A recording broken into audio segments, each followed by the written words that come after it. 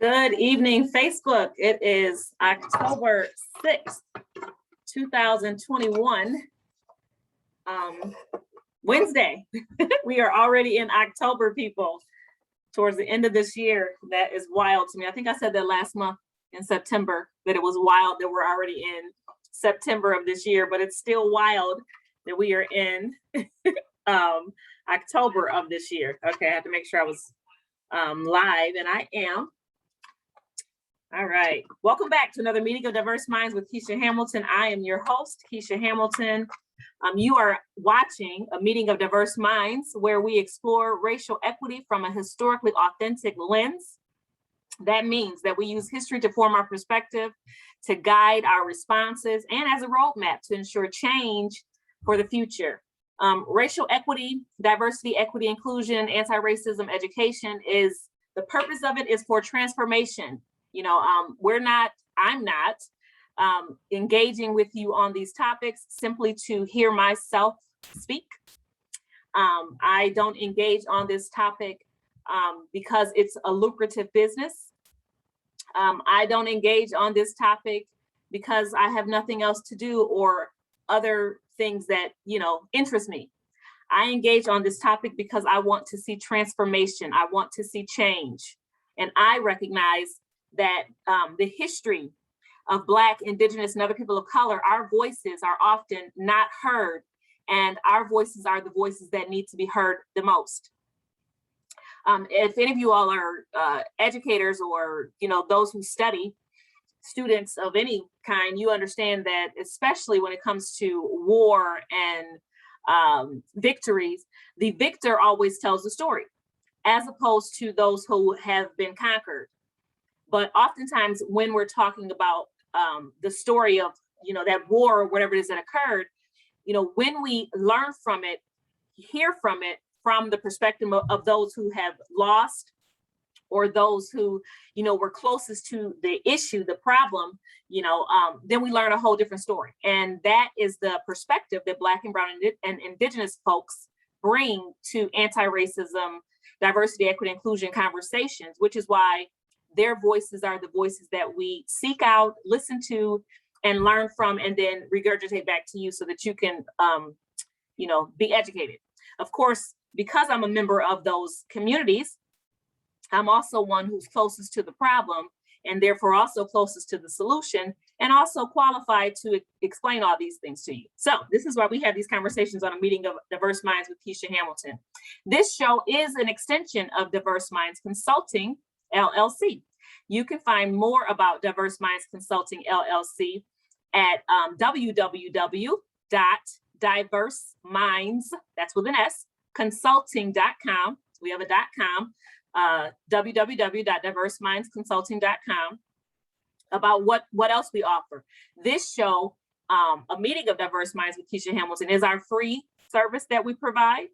It is the only free service that we provide. So enjoy these videos, learn from them, and share them, like and share them so that other individuals can learn, and be educated. And then also consider, how Diverse Minds Consulting may be able to serve you as an individual, your organization, your employer, your employees, your professional development days, your churches, your book study groups. The Diverse Minds Consulting LLC, it services all those areas when it comes to diversity, equity, inclusion, and anti-racism. Again, we engage on racial equity topics from a historically authentic lens. The show has two purposes. One is that Black and Brown individuals can come to a place where they can be affirmed, where they can share their experiences and give commentary and suggestions to our brothers and sisters who are white, who are trying to learn and understand how they can stop contributing to the problem and start helping, toward a solution. Black and Brown voices, as I mentioned, are the voices that you need to listen to because they are the closest to the problem and therefore closest to the solution. The second purpose of this show is so that our white brothers and sisters can come to a place where they are engaging in historically authentic, education. So, what you'll find in these spaces, diversity, equity, inclusion, anti-racism spaces, you'll find a lot of those topics are not transformative, primarily because they are taught from facilitated from, and even sometimes created from, the perspective of whiteness and or white people. And white people, whiteness, it's not going to tell you how to destroy itself. It's not going to tell you how to change it, how to transform itself, which destruction is part of that process. It's just not going to tell you that. It's, we are humans and we are self-preserving all the time. That's just a natural way for us to live. And because whiteness doesn't recognize the harm that it does to itself, it doesn't teach and train and educate in a way that Black and brown individuals who have this lived experience will teach and train. Because again, we recognize that it has to be destroyed and then rebuilt.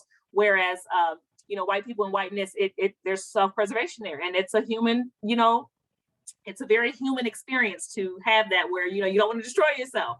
So anyways, though, when white people come to a meeting of Diverse Minds with Keisha Hamilton, you're getting information that's going to help you understand why you need to destroy whiteness in yourself, what destroy whiteness in yourself actually means, and then how to go about the rebuilding of yourself so that, whiteness does not continue to destroy you and the rest of the world.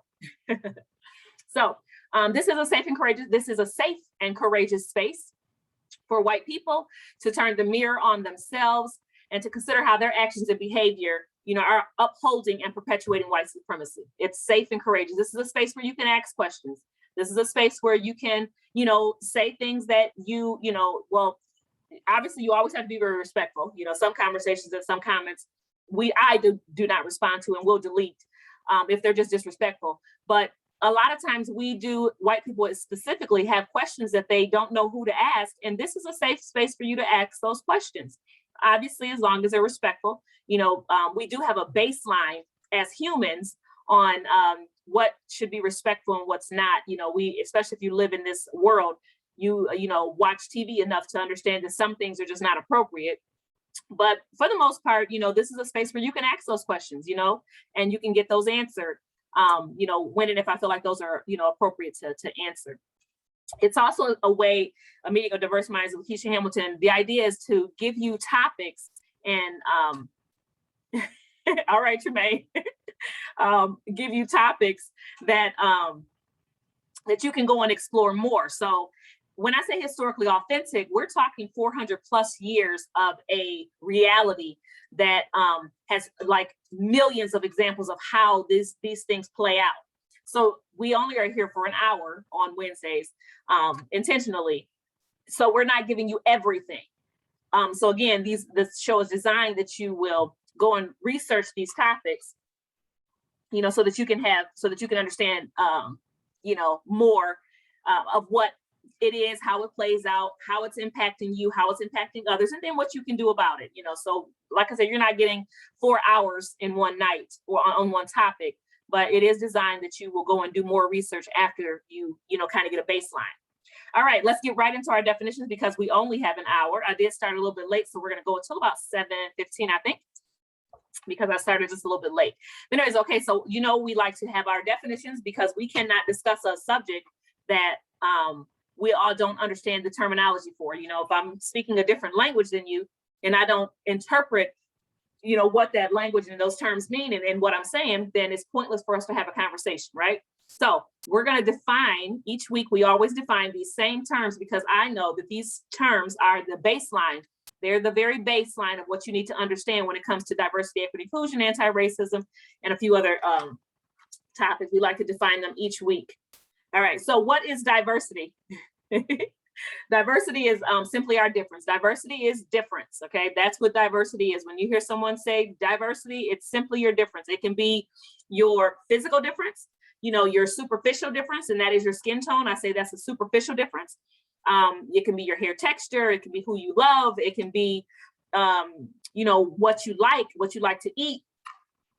That's simply difference. Diversity is simply your difference. The diversity that we focus on more on a meeting of Diverse Minds with Keisha Hamilton is the diversity of thought that we have. So we all don't think the same. And the reason why we don't all think the same is because we were raised in different homes. We were raised with different education, topics. different experiences that have shaped how we view society, how we view the world, how we view our part in the world, how we view others in the world. That diversity, your mind, that's the diversity that we focus on a meeting of diverse minds with Keisha Hamilton, a meeting of diverse minds, primarily because we understand that the only way that we shift and transform our nation, our world, is by shifting our mindsets. Okay, I could attempt to lighten my skin, or change my skin, even darken my skin. Sometimes in the summertime, I can get a tad bit darker. I don't tan very well, probably because I'm already tan. But anyways, sometimes I can get a little bit darker. And that doesn't change how I'm going to respond to you, how I'm going to act. It doesn't change, the decisions I'm going to make. While if I change the way that I think, now I'm going to, my actions, my behavior, my decisions are going to change based on the fact that my mind has changed, my thought process has changed, my values have changed. And so that's why we focus on the diversity of thought at a meeting with diverse minds with Keisha Hamilton. What is inclusion? Inclusion is, so you'll hear DEI, that's diversity, equity, inclusion. We're going to just talk about inclusion, then we'll go right back to equity. Inclusion is the idea, many times you'll hear people talking about that table, where decisions are made, the decision-making table, right? So they'll say, who's at the table, okay? So in inclusion really focuses on who's at the table. When you're trying to create or to transform or to, build anything that is supposed to impact or serve other people, and large groups of people and diverse groups of people, if at the table you only have one group of people deciding for all groups of people, you don't have inclusion. If at the table you have, an overbalance of one group of people and an underbalance of another group of people, and if at the table you have, voices that are louder and voices that are not heard or not, included, not speaking, then you have what you then you'll have something that's not inclusion. Okay, so those are just examples of what inclusion is not.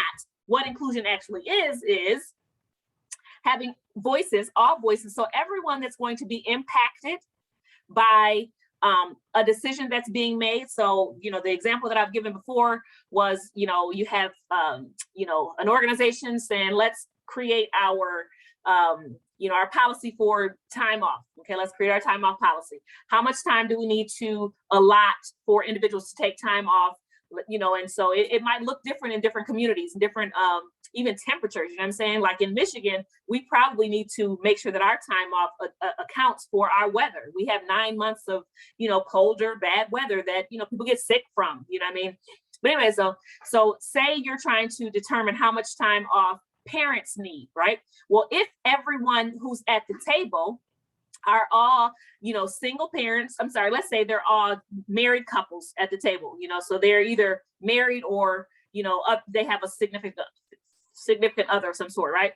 And say all these people have, 1 or 2 kids only and great support systems at home. Let's say everybody at the table have a significant other, whether they're married or not, they have great support systems at home and they only have 2 kids. They all are going to create a time off policy that fits that group of people, which makes sense because they're the only voices at the table. Well, then when someone comes who does not fit in that group, say a single person, someone with more children than 2, or someone with not so much of a great support system, when they get ready to take off time, and they may use up all their time, then now they're in violation of this policy that has been created, because again, the policy wasn't created with them in mind.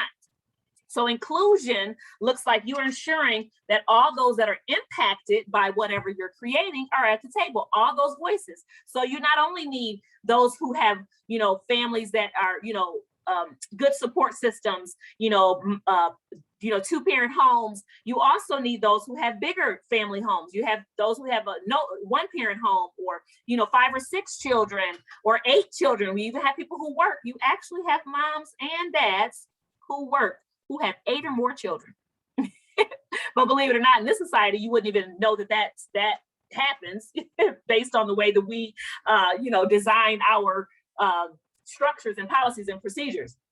So anyway, so in inclusion, it's ensuring that each voice, each group that may be impacted by some decision that you're making, that they are at the table and that their voices are, and their issues, their concerns, their needs are incorporated into whatever is being created. Okay, that's inclusion.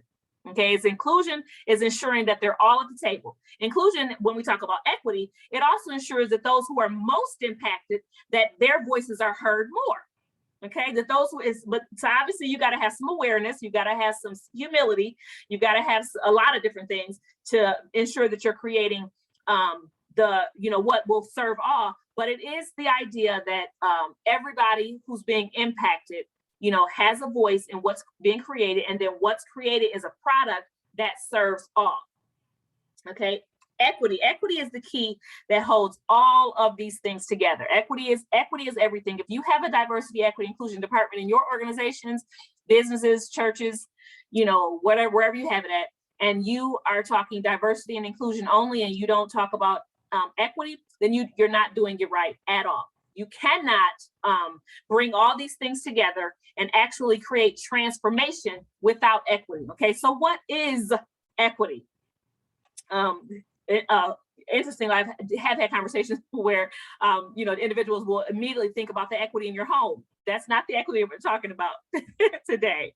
Though that is an equity that, you know, in certain spaces is very appropriate to have the conversation about, right? But it's just not in this one. So equity in diversity, equity, and inclusion spaces is the awareness of and the elimination of barriers. Okay, so you have to be aware. You got to be aware, and you got to acknowledge that there are barriers, there are reasons, there are historical, factual, purposeful, intentional, and impactful reasons why groups, people, individuals are in the spaces they're in. Equity first does that. It acknowledges these barriers that are there. It says, I see that they're there, and I acknowledge that. The next thing that equity does, it takes action centered around eliminating those barriers. It takes action around balancing things out. Okay, hopefully that's balance. Is that balance? Yeah, maybe balance. That's what equity does. So equity says, you know, for, you know, the example that we give all the time. Oh boy, the dog is here. He's getting ready to leave though. Equity says that for the, like I said, the example that I give all the time, you have two individuals that need transportation. One individual needs a bike. The other person needs a car. Let's just say, for example, you know, one individual was required by law to live in a certain area that was outlined in red. And because they live in this area that was outlined in red, because the law required them to, didn't allow them to live in other spaces, because they live there, you know, and they need to get to their job, which is, let's say, you know, 3 or 4 miles, or let's say 10 miles away, right? 10, 15, 20 miles away, right? And the reason why they have to travel to that job is because that's the only employer that will hire them. So this is a barrier that this individual is facing. And so they need a car to get to work, right? And then you have another individual who needs a bike because they live in a community that is close to their job. So all they need is a bike, you know, to get there. So equity would say, I'm going to give person who needs a bike, let's just say $5,000. You know, I've seen some bikes that actually cost more than $5,000. Clearly, I'm not a biker because that's just an extreme amount of money to pay for a two-wheel, you know, it's 10 speed to me. But people spend that kind of money on it, and, you know, no shame on them, you know what I mean? Or, you know, whatever, you know what I mean? But anyway, so say you have a person who needs a bike and you say, okay, we're gonna give you $5,000 for your bike so we can ensure that you have everything you need for your bike, your bike helmet and elbow pads and, you know, knee pads and, you know, whatever else you need for your bike in order to get to work safely. We're gonna make sure that you have that, and here's your $5,000. And then the person who needs a car, we're going to give you $15,000 to get your car, because in Michigan, we got to make sure you got the right tires, make sure that there's no rust on your car. You need your insurance, you know, you might need new tires, you know, you got to get your oil check, you know, all those things. We're going to make sure that you are already insurance and, you know, what's the stuff called? Tags and license, you know, all the kind. We're going to make sure you're all set. Okay. Someone else looking on, because in our society, and this is why a lot of people run away from equity so much. in our society, we have this mindset that everything has to be fair and equal, So looking on, those of us who've been listening to me, we can recognize that one individual getting $5,000 and the other one getting $15,000 is not fair. There's an inequity, an imbalance in that, right? There is 100% an imbalance. You got somebody with $15,000, want somebody with $5,000. That's not balanced. That's not equal, okay? Because, and again, this is why people stray away and shy away from equity, because our society is so intent on, ensuring that we have equality. And because so many people are, quick to yell reverse racism and other, ignorant in the sense that you just don't know what you're talking about, terms at that situation, jobs, organizations, people, those who are in decision-making spaces refuse to account for equity, refuse to allow for equity. But just so you know, equity is how you bring all these things together. Equity is saying, you know what, there are historical barriers. There are reasons why, our hiring pool continues to be white. And if we want to change that, we've got to acknowledge the barriers that our HR policies, that our job descriptions, that our posting, where we post our jobs at, we've got to acknowledge the barriers that those things create. And then we've got to work extra hard to eliminate them. Okay, that's what eliminating barriers, that's what equity looks like. But again, because we're so concerned about fairness, we choose not to do those things. And then we continue to get the same hiring pools, these same individuals being hired, and these practices just continue. Equity is not fair at all. It's not designed to be fair. Not everybody needs the same thing. Not everybody has the same barriers. I was in a conversation today, and one of the young ladies I was speaking to, she wisely mentioned, and we've said this before on our show as well, even within, people of color groups, Black people, brown people, indigenous folks, and other groups of color, our experiences are not a monolith. We don't all experience the same thing. We don't all come to the same conclusions with our experiences. We just don't all do that. I don't need the same thing that, other Black women need per se. There is such a thing as, some of us needing one thing and other of us needing others. Now, obviously there's some baselines. Racism affects us all. It has impacted us all in different ways. And there are different responses that we each need, though we do need a response, right? So in equity, in the equity work, we have to be willing to give individualized, personalized responses per person, group, individual, okay?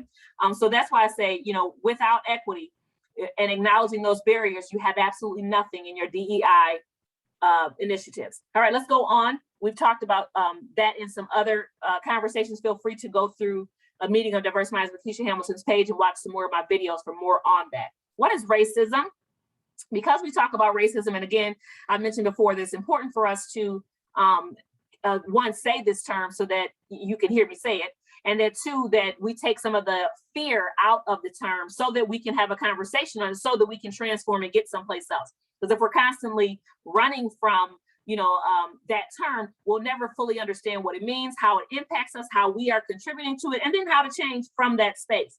So racism is simply, but it's not simple, but the term, the definition of it, it's the marginalization, which means to assign an unimportance or a powerless position to a person, group, or people in society. So marginalization is saying that you all are unimportant, you don't matter, okay? So racism is the marginalization. It's the oppression. It's the oppression, which means to give unjust treatment to groups of people. Okay, so all this should be very familiar if you start thinking of examples of groups of people who are considered unimportant and who are often given unjust treatment, especially with government authority, i.e., Exhibit A, Black men being killed by cops every day, right? Yep. So you got an example of what marginalization and oppression is of people of color based on socially constructed racial hierarchy. So, this racial, somebody's, hierarchy means that you've got, levels, you know what I mean? And that privileges white people. So racism is the marginalization or oppression, marginalized marginalization and oppression of people of color based on socially constructed racial hierarchy that benefits white people, okay? White people are at the top of that hierarchy. Black and brown people are at the bottom. Black people are at the bottom of that hierarchy. And then there are, we have our other hierarchical positions that are in there. Racism differs from discrimination in that racism is coupled with power. Okay, it's that part is key to understanding racism. I don't know, all my terms are like coming out weird tonight, people. Sorry about that. Discrimination, it's very similar to racism, but it is not the same as racism at the point of power. Racism is coupled with power, whereas discrimination can be, but isn't always. Okay, so with racism, that coupled with power, we're talking about governmental authority, we're talking about legislation, we're talking about policies, we're talking about constitution, our foundation, for what governs and guides us it's written in there that we can discriminate against you based on your race, and then we can hold you accountable to that by law, as opposed to just discrimination, which I don't like, chocolate ice cream and not buy it. I'm not really impacting large groups of people like that. Whereas in racism, because it's written into our Constitution and into our legislation, it's impacting large groups of people. And I can actually call the cops and say, hey, look, Black woman is walking down the street with, or Black male a lot of times walking down the street and he looks suspicious. White cops can say, you fit the description, take him to jail, and there's your legal issues. Okay, that's the way it's been coupled with power. All right, I'm gonna keep going because I do want to get to the other, and I'm not gonna be on here for too much longer. We got about 40 minutes. Okay, anti-racism. What is anti-racism? If we have racism, then we should have anti-racism, and we actually do. Anti-racism is simply an awareness of what racism is, how racism plays itself out, and then a commitment towards dismantling it. Okay, that's pretty simple, right? And to oppose it. That's what anti-racism is. It's not just allyship. Okay, anti-racism is not just allyship. Allyship is mostly it's that beginning stages that a lot of our white brothers and sisters engage in, where they're educating themselves, they're taking baby steps towards advocacy sometimes, or they're in those baby stages. Whereas becoming an anti-racist is actively opposing, actively dismantling, actively putting yourself in the way of, actively, learning how racism is operating and then actively working against it. Anti-racism is an active, space that we hope all Black and brown people will be in, obviously, for us, because you'll find even in our spaces, we just don't understand a lot of what's going on. And so we need to be anti-racist as well, but especially us. But especially white people as well. They specifically need to be anti-racist. They need to understand what racism is, how they are contributing to it, how they are benefiting from it, and then be willing to stand against it. So that's where our anti-racism, that's what that is. We want everyone to be anti-racism. And like I said, specifically, white people and whiteness. We're trying to destroy it and to transform it into a space where we all can live and thrive in this world. All right, so let's talk about white saviors. They're the problem and I have the problem and question mark the solution. White savior, okay, white savior complex. You'll sometimes see it somewhere. But yes, let's talk white savior. What is white savior complex? What is white saviorism? What is it? You've heard this term, and this term has just been coming up over the last couple weeks. It's been coming up. So I thought I would go ahead and address it. Despite the fact that, because we just don't know. A lot of times we just don't know, what we're doing, what we're engaging in. I've mentioned before that because racism has been, operating for more than 400 years. And through that length of time, just the enormity of all those years, clearly, it's figured out ways to protect and to perfect itself. So it's figured out different ways to manifest itself, right? And sometimes when we can have a term to describe what it's doing, one, it helps us to know what we're experiencing, what we're doing, and then also how to, how to dismantle that, right? So what is white savior complex? What is it? It's this idea among privileged white people. And let me be clear, every white person is privileged. So this will be every white person that you know. It's this idea that you have the best ideas, that you're the one to come to the rescue, that that you can help everybody else, that you are here to help, okay? That you can help. For some reason, it's this belief that your ideas are superior, that you can look on the conditions of other groups of people and solve all their problems. It's those individuals a lot of times who are going to Africa to serve in these impoverished communities that oftentimes white saviors are contributing to the conditions of. So let's get into that so we can understand that more. White savior complex, it's this idea, it's never admitting to how you're contributing to the conditions that you're supposedly fixing, when you go into, and I'm just use the idea of the, individuals going to Africa because that's a, vivid one. And most of us have seen, images of white people in Africa with Black children all around them, smiling up at them because they're, the savior. Anyway, so it's this idea that, you can go to these spaces, sometimes admitting in a limited sense, how you contribute to it, most times not, and then never generally admitting to the benefit that this provides to you, because a lot of white saviors, they, one, have this erroneous idea that they know all the answers. And then two, a lot of times they're doing it to absolve something within themselves, to make themselves feel better, okay? But never being willing to actually solve the problem that they generally are contributing to, so it's like keeping a problem going that you're the only solution to, but you're keeping it going, but you're still the solution to, you're keeping, that's a white savior, okay? Person who's keeping a problem going, but then, feeding it just enough to appear as if they're the solution, but also keeping it going so that they can always appear as if they're the solution, okay?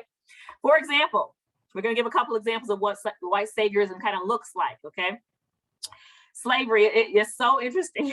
Some of the conversations when you're in racial equity circles and you're having these conversations with people, some of the conversations and the comments that people make, not only in these circles, but, because you'll just hear them anywhere, but, when you're in this space of racial equity, you really tune in and you just kind of hear all this stuff and it's just like, wow, really? Anyway, so one of those conversations I had, an individual said, and this is with regard to slavery, this idea that because Africans were enslaving other Africans, white people came to save those Africans who were being enslaved by other Africans from the enslavers, because being enslaved to white people would be better for them.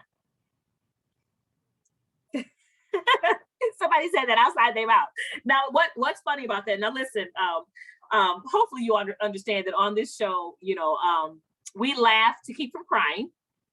And hopefully, if I'm sharing thoughts that you've had, you can, eventually at some point, begin to understand for one, the horror of it, but also the foolishness of it as well. And you can start shifting your mindset. So yes, individually that, because we, white person, it's better for Black people to be enslaved by me than to be enslaved by each other. Okay, so let's just kind of break that down a little bit. At no time in history, at no time in life, at no time ever is it okay for any human being to enslave another human being, ever. Now, to be clear, just because people are doing it doesn't make it right. It just doesn't make it right. It does not justify it. People are doing it, that does not justify it. And you aren't justified ever, in saying, well, because they're doing it and I'm gonna do it better, or I'm going to do it worse, because that's what slavery in America to Africans was and has been and actually still is when we think about mass incarceration. Just because I'm going to do it worse, it doesn't make it right. Okay, so that whole idea that because, I'm white and it's going to be better for them to be enslaved by me than anybody else. That's white saviorism. This idea that, I can do it better. I can make it better. Y'all doing it, I can do it better. And it's better for you to be enslaved by me because I'm better than, because that's also in that thought process, that I, as a white person, am better than you as a Black person. Let's not even talk about the slavery part about it, but just this idea that if I do it, I'm a better person. How are you any better? Anyways, so that's just one example. Feel free to put examples in the chat if you all want to, but this idea again that, my wrong, or Africans wrong, their wrong is greater than my wrong. And so therefore I'm justified at no point, ever. And this is his idea. Even white people today, a lot of times will say, well, I didn't do what my grandparents did. Okay, one, you're benefiting from it, but we'll talk about that in a minute. And two, mass incarceration is still here. And three, you still are trying to overfund cops. Okay, so remember, contributing to a problem and then call yourself fixing the problem. Contributing to a problem and call yourself fixing the problem. Because supposedly through your thought process, because you're thinking it and believing it, that makes it okay. It doesn't. Okay, but that's just one example when it comes to white saviorism and slavery. Again, remember, white saviorism is this idea that you can keep contributing to a problem that you usually are not admitting, that you may admit to just a little bit. You usually will never admit to how you're contributing, how you're benefiting, but then you also are committed to keeping that problem alive and well so that you can always appear to be the savior. You can always appear to be the rescuer, okay? White saviorism, okay? Another example of white saviorism will be colonialism. Now, we have defined colonialism before on a meeting of diverse minds with Keisha Hamilton. Please go back. I don't have the exact week that we talked about it, but it should be in the title. Go back and watch that video so you can fully understand what colonialism is, colonist and colonizer, all that, so you can understand that better. But colonialism, and I'm gonna give you some examples so it'll help you understand right now. You'll kind of pick it up right now. Colonialism is the idea that the white way, I said that clearly, white way is the right way. That's what colonialism is. Colonialism is the idea that the white way is the right way, okay? It's why we have diversity, equity, inclusion, and anti-racism training today, because so many white people believe that their way is the best way.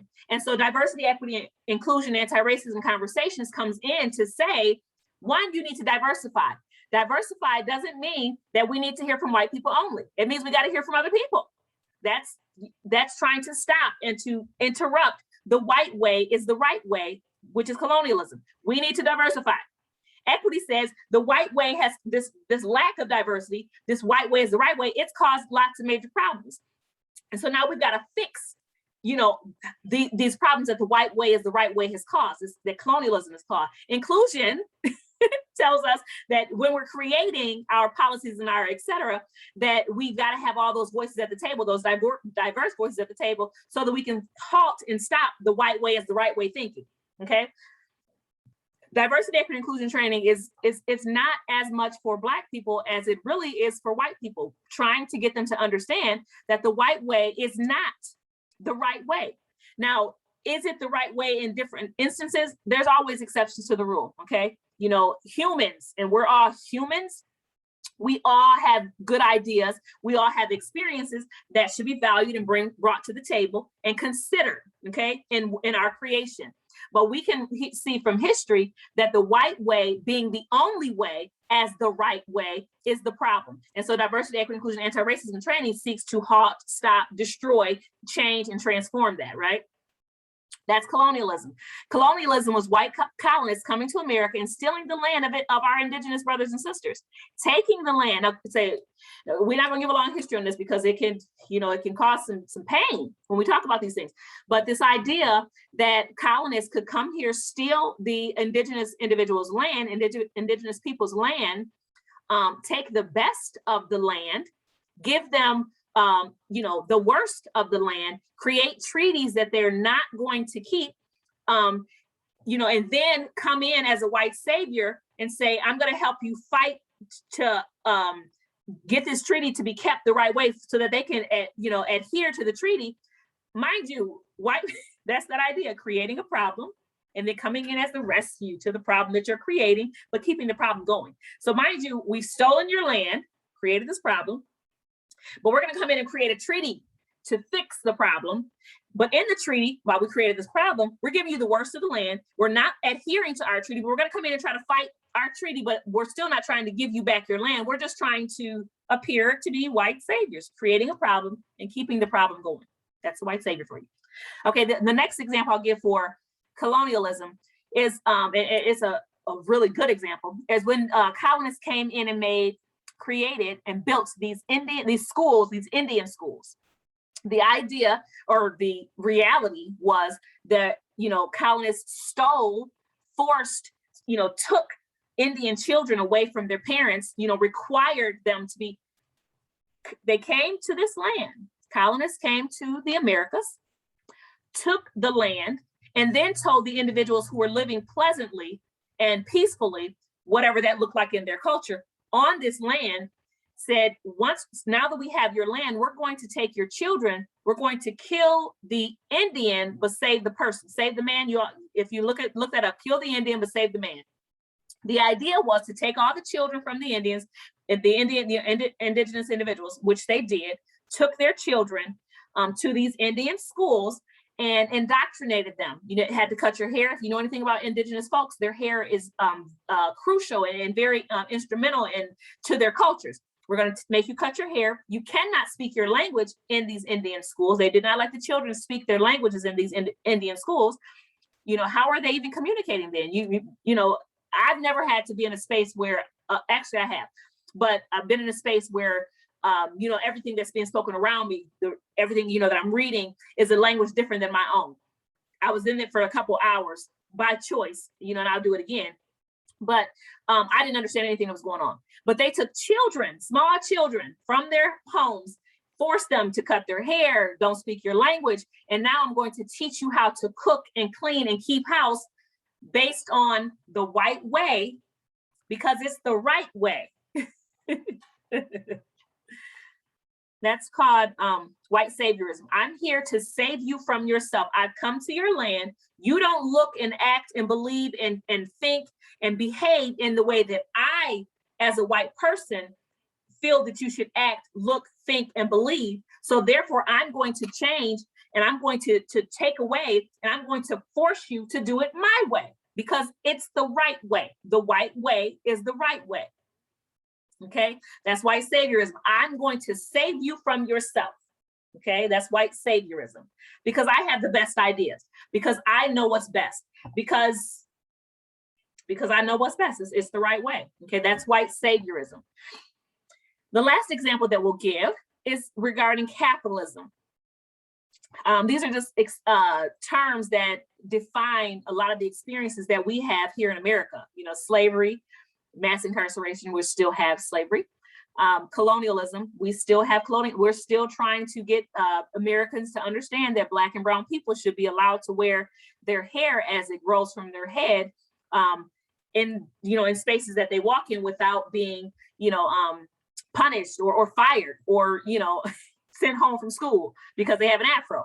We still are creating laws in 2021 that you can come to work as a Black or brown person with your natural hair, because again, colonialism says the white way is the right way.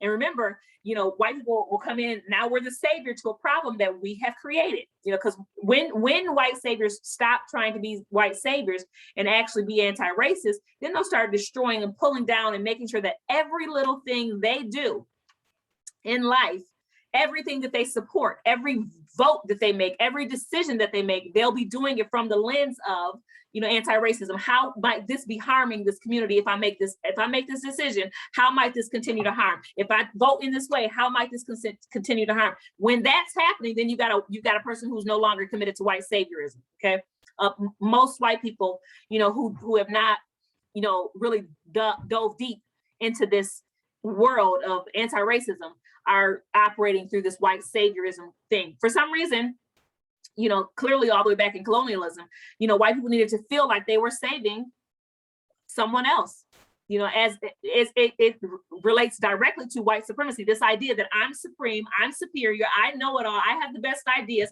you need to hear from me. That's what white saviorism. It's all bubbled up in there. Okay. Anyways, so when we talk about capitalism, it's this idea that only the strong survive. Who came up with that?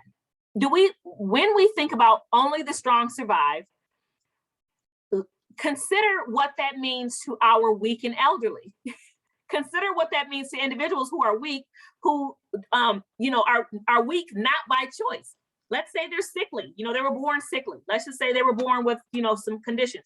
How is it that do we just abandon our sick and our elderly? Well, Americans, colonizers, believe that you should, which is why when individuals, early in our history, white people would take their children who had Down syndrome or different conditions and put them in a school somewhere away and send them away and wouldn't deal with them, which is why you see a lot of white people put their family members in nursing homes. They don't take care of their family members. That's because colonizers believe in capitalism and it's white saviorism, and we're going to connect it. You'll see that only the strong survive. And it's all is fair in war. What's the thing? All is fair in war and play, or something like this idea that no matter when you're trying to win, anything goes. That's capitalism. Regardless of the harm, regardless to who's impacted, regardless to whatever, you just got to survive, and you got to have the best of the best, and you got to amass the most. So it don't matter, and it doesn't matter how you get it. Okay, that's capitalism. Okay. White saviorism and capitalism, it believes that no matter how you get your money, it doesn't matter how you get it, who's harmed by it, as long as you give a little bit to charity, as long as you send a little money to starving black children in Africa, as long as you give your used clothes to the Salvation Army, however you got it, that money, it doesn't matter, because getting it is more important. Because you got to have it, because you are the best person to know how to give it out. You are the best person to know how to get it in, and you know who needs it most. So you should have it so that you can be the one to decide how it goes out. That white saviorism, creating a problem and then being supposedly the solution to it, but ensuring that the problem stays so that you can always appear to be the solution to it. White saviors, okay? Creating a problem, then insisting on solving it again while ensuring that the problem remains so that you can be the savior, right? So that you can be the savior. White saviors find black and brown people who are easily manipulated, who they can control with a carrot on the end of the stick to affirm and fuel their evil methods. Okay, white saviors, that's how they that's another way that they justify or kind of like a balm on their conscience, well, this black person, they're doing it just like me.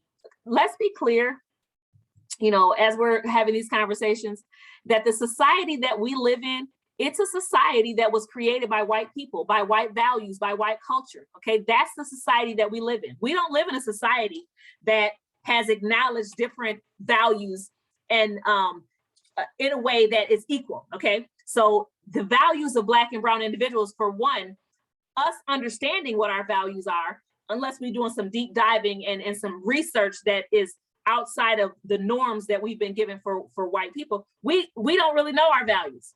Okay, unless, like I said, we've done the research, okay, which some of us have done.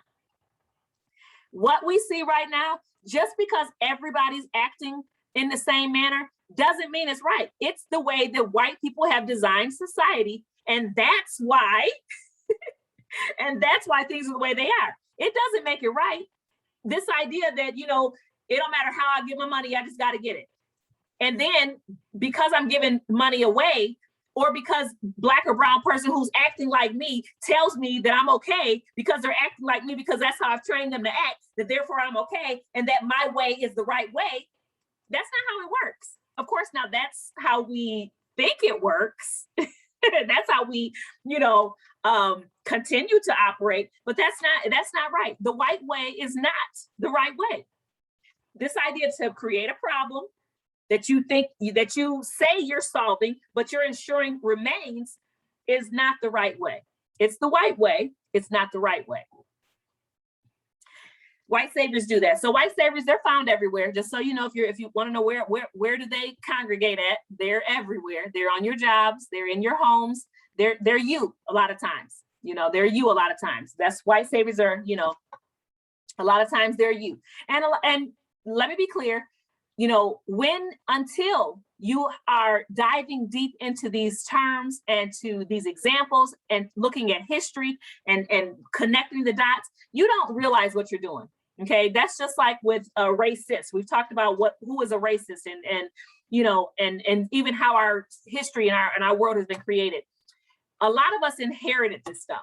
A lot of us inherited these ideas, these values, these practices, and we didn't know, you know, what we were doing. We just didn't know, because that's all we've seen. That's the only example that we've had in front of us. And so you just don't know. So don't feel as bad about the fact that, you know, you've been operating in this way. Don't feel so bad about that. Feel enough to say, I'm going to stop, because that's what we need you to do. You know what I mean? That's the only way we fix it. You feeling bad doesn't mean that you're going to stop doing it. You feeling bad and saying, okay, I'm going to stop it. Now we're doing something. Now we're working towards transformation. That's what we want. And I mentioned today, I was having a conversation with some individuals that every single one of us born in America or living in America for any length of time and any colonized space. Okay, so we talk about the diaspora as well. We're talking about the motherland. Any colonized space, any space where colonizers, that's white folks, have taken over to any degree, their values are what govern us. Their values are in our books. So we just did not know any better. Okay, we just didn't know better. You know what I mean? We didn't know better. Thank you, Tanisha. We just didn't know better. We really didn't. How can you, with everything you're reading, everything you're seeing, everything you're, you know, learning from is the white way. That's all you're going to know. But again, this is why we have a meeting of diverse minds with Keisha Hamilton, because the only way we're going to change, the only way we're going to interrupt this is we've got to learn something different. We've got to, you know, be shocked and learn that, okay, wait, you know, wake up. That's not the right way. The white way is not the right way. And the only way we're going to change is to have that shocker and then, you know, admit to and then commit to, you know, operating in a different manner. Okay. All right, people, I'm not going to keep us long tonight. You know, as I mentioned, white saviors are, like I said, they're found everywhere. You know, they're especially in social work fields, you know, fields of serving others, you know, because white people, you know, what's very true about, you know, what's very true about humans, we know when we're not doing something right. We know when we're making a decision that's going to harm someone else. It's kind of like in the back of our mind and we ignore it, but white folks know.